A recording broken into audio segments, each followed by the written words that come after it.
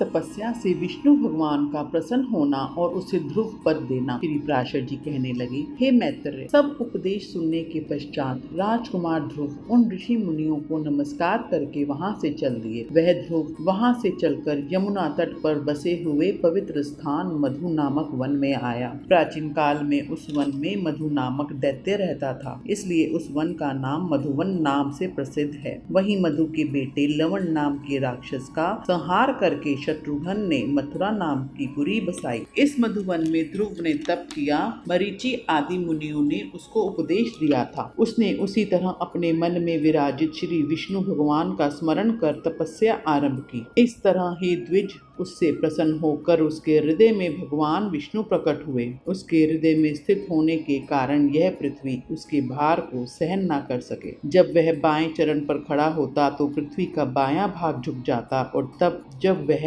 दाएं पैर पर खड़ा होता तो पृथ्वी का दायां भाग झुक जाता। जब वह अपने चरण के अंगूठे द्वारा पृथ्वी को मध्य से दबाकर खड़ा हुआ तो पहाड़ों सहित संपूर्ण भूमंडल विचलित होने लगा। उस समय नदी तथा सागर आदि सभी बहुत क्षुब्ध हुए तथा उनके दुख से देवता में खलबली मच गई। हे मैत्रेय, जब याम नाम के देवताओं ने अति दुखित हो इंद्र के साथ परामर्श किया और ध्रुव का ध्यान तपस्या की ओर से हटाने के प्रयोजन से उसकी तपस्या भंग करने लगे, तो कुशबाण नाम के उपदेवताओं ने उनके रूप ग्रहण करके उसकी समाधि भंग करने के साधन किए। उसी समय माया से रची हुई उसकी माता सुनीति नयनों में अश्रु लिए उसके सामने प्रकट होकर कहने लगी, बेटे बेटे, ऐसा कहकर वे करुणा वचन से कह उठी, हे बेटा, अपनी देह को नाश करने वाले इस भयानक तप को छोड़ दो। मैंने बड़ी बड़ी कामनाएं करके तुझे पाया है। सौत के कड़वे वचनों को सुनकर तुम मुझ दुखिया अनाथ को क्यों त्याग देना चाहता है? हे पुत्र, मेरा एकमात्र सहारा तू ही है। कहाँ तो 5 वर्ष का और कहाँ यह डरावना वन। इस क्लेशमयी तपस्या को छोड़ दे, क्योंकि अभी तो तेरे खेलने कूदने के दिन है। फिर अध्ययन का समय आएगा, फिर भोगों को भोगना है तथा सबके बाद में तपस्या करना उचित होता है। हे पुत्र, यह तेरे खेलने के दिन है, तो इन दिनों में तप करना चाहता है? क्यों अपना सर्वस्व नाश करना चाहता है? तेरा परम धर्म तो मुझे प्रसन्न रखना है। हे पुत्र, इसलिए तू अपनी अवस्था के अनुसार कर्मों में ही रत हो। अगर आज तूने अपने तप भंग नहीं किया तो मैं अपने प्राण तेरे सम्मुख ही त्याग दूंगी। श्री पराशर जी कहने लगे, हे मैत्रेय, उसके हृदय में क्योंकि विष्णु भगवान विराजमान थे, अतः उसने अपनी आंख खोलकर भी मायाविनी को और नहीं देखा। अंत में वह यह कहते हुई वहां से चली गई, हे पुत्र, यहाँ से जल्दी उठकर भाग। इस डरावने वन में अस्त्र धारण किए हुए राक्षस चले आ रहे हैं। वहां तुरंत ही अस्त्र शस्त्र संभाले हुए ऐसे राक्षस प्रकट हो गए जिसके मुख से अग्नि निकल रही थी। उन राक्षसों ने अपने अस्त्र शस्त्र चलाकर ध्रुव के समक्ष भारी कोलाहल मचाया। उसे डराने के लिए नाना प्रकार की भयंकर चालें चलने लगे। मारो मारो, काटो काटो, खाओ खाओ, राक्षस इस प्रकार चिल्लाने लगे। फिर शेर, ऊंट और मगर जैसे मुख वाले राक्षस राजकुमार ध्रुव को डराने के लिए हुंकारने लगे, किंतु भगवान भक्त बालक को ना कुछ सुनाई दिया ना कुछ दिखाई। वह एकाग्रचित होकर भगवान नारायण को ही देखता रहा और उसने किसी की ओर भी नहीं निहारा। जब सब मायाएं हार गई तो देवतागण घबराने लगे। अंत में वे सब मिलकर विष्णु भगवान की शरण में आकर बोले, देवाधिदेव ध्रुव के तप में संतप होकर हम आपकी शरणागत आए हैं। जिस तरह चंद्रमा अपनी कलाओं द्वारा दिन प्रतिदिन बढ़ता है, उसी तरह वह तप के कारण निस्वार उन्नति कर रहा है। हे जनार्दन, ध्रुव की तपस्या से डरकर हम आपकी शरण में आए हैं। हमें नहीं ज्ञात कि वह इंद्र पद चाहता है या सूर्य पद, या वह कुबेर, वरुण अथवा चंद्रमा के लोकों की अभिलाषा रखता है। अतः प्रभु, आप हमसे प्रसन्न होकर ध्रुव को उसके तप से निवृत्त करिए और हमारे हृदय के संताप को मिटाइए। श्री विष्णु भगवान बोले, हे देवताओं, वह सूर्य, इंद्र, वरुण या कुबेर किसी के पद को नहीं चाहता। उसकी जो कामना है उसको मैं पूरा करूंगा। आप निश्चिंत होकर अपने अपने लोकों को जाइए। मैं बालक को उसकी तपस्या से निर्वृत्त करता हूँ। श्री पराशर जी कहने लगे, विष्णु भगवान के ऐसा कहने पर इंद्र आदि देवता उन्हें नमस्कार करके अपने अपने स्थान को चले गए और भगवान हरि से चतुर्भुज रूप में ध्रुव को दर्शन दिए और बोले, हे ध्रुव, तेरा कल्याण हो, मैं तुझसे प्रसन्न होकर तुझे वर देना चाहता हूँ। तू वर मांग। तूने समस्त बाह्य विषयों से दूर हटकर अपने मन को मुझ में लीन किया है, अतः मैं तुझसे संतुष्ट हुआ। अब तू अपनी इच्छा अनुसार मुझसे वर मांग ले। श्री पराशर जी बोले, विष्णु के ऐसा कहने पर ध्रुव ने आंखें खोली और अपने सामने विष्णु भगवान को साक्षात खड़े हुए देखा। श्री अच्युत को किरीट तथा शंख, चक्र, गदा,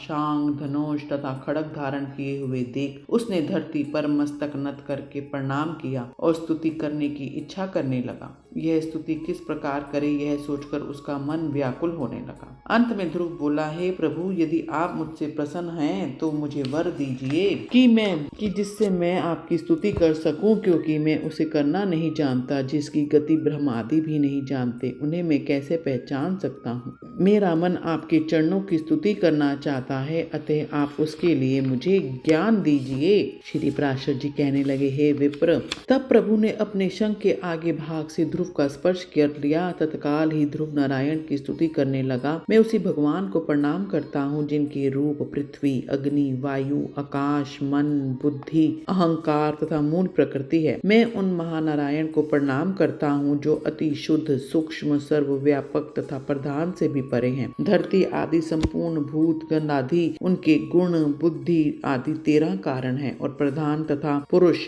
से भी परे जो सनातन पुरुष हैं, उन निखिल ब्रह्मांड नायक के ब्रह्मभूत ईश्वर को मैं नमस्कार करता हूँ। आकाश आदि सब भूतों में आप ही व्यापक हैं। उनके गुण रूप हैं, सब रूपों का ग्रहण करने वाले होने में सब कुछ आप ही हैं। सब कुछ आपके द्वारा ही संपन्न हुआ है, अतः सबसे आप ही हो रहे हैं। अतः आपको मैं प्रणाम करता हूँ। हे प्रभु, आप सर्वात्मक हैं।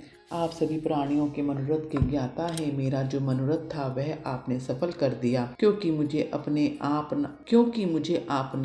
आप सभी प्राणियों के मनोरथ के ज्ञाता है। मेरा जो मनोरथ था वह आपने सफल कर दिया, क्योंकि मुझे अपने आप साक्षात दर्शन दिए हैं। भगवान कहने लगे, हे ध्रुव, मेरे दर्शनों से मेरी तपस्या तो अवश्य ही सफल हुई है, पर हे राजपुत्र, मेरा दर्शन कभी निष्फल नहीं हुआ करता। अतः तुझको जो वर चाहिए मुझसे मांग ले। तेरे दर्शनों से प्राणों की को सब मेरे दर्शनों से प्राणी को सब कुछ मिल जाता है। ध्रुव कहने लगे, प्रभु, आप सर्वव्यापी हैं, सबके मन की बात को जानते हैं। मेरी मन की इच्छा क्या है आपसे छिपी नहीं है। प्रभु, मेरी सौतेली माँ ने घमंड से बढ़कर यह कहा था कि जो मेरे गर्भ द्वारा उत्पन्न नहीं हुआ उसके योग्य यह राज सिंहासन नहीं है। अतः हे प्रभु, मैं उस स्थान को पाना चाहता हूँ जो समस्त जगत का आधारभूत है। भगवान कहने लगे, हे बालक, तूने अपने पहले जन्म में भी मुझको प्रसन्न किया था, अतः तू जिस स्थान को चाहता है वह तुझे प्राप्त हो जाएगा। अपने पहले जन्म में तू ब्राह्मण था और मुझ में एकाग्रचित होकर रहना था, माता पिता का सेवक था, सर्व धर्म का पालक था। कुछ दिन बाद एक राजकुमार तेरा मित्र बना। उसके वैभव को निहार कर तेरी भी इच्छा हुई कि तू भी राजकुमार बने। इसलिए हे ध्रुव, तुझे तेरी इच्छित वस्तु प्राप्त हो गई। जिस कुल में किसी दूसरे को स्थान मिलना असंभव है, उन्हीं के घर तूने उतान पाद के पुत्र स्वरूप जन्म ले लिया। मेरी आराधना द्वारा मोक्ष पद भी शीघ्र ही मिल सकता है। फिर जिसका मन सतत मुझ में ही लीन है उसके लिए स्वर्गलोक मिलना तो सरल बात है। हे ध्रुव, मेरी दया द्वारा तू अवश्य उस स्थान में जो त्रिलोकी में सबसे उत्तम है, समस्त ग्रह तथा तारा मंडल का आश्रय बन जाएगा। मैं तुझे वह ध्रुव स्थान प्रदान करता हूँ जो सूर्य, चंद्रमा, मंगल, बुध, बृहस्पति, शुक्र और तथा शनि आदि ग्रहों, समस्त नक्षत्रों, संपूर्ण सप्त ऋषियों और समस्त विमानों पर विचरण करने वाले देवताओं से बढ़कर है। देवताओं में कोई तो केवल 4 युग पर्यंत तथा कोई एक मनवंतर तक ही रहा करते हैं, लेकिन तुझको मैं एक कल्प